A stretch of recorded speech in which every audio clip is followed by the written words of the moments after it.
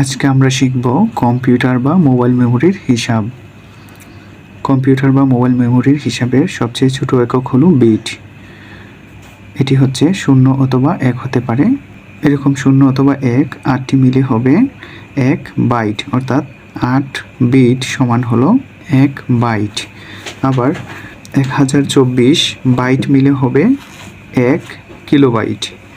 আবার 1024 কিলোবাইট সমান হবে 1 মেগাবাইট।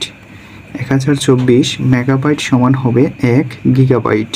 1024 গিগাবাইট সমান হবে 1 টেরাবাইট। 1024 টেরাবাইট সমান হয় 1 পেটাবাইট।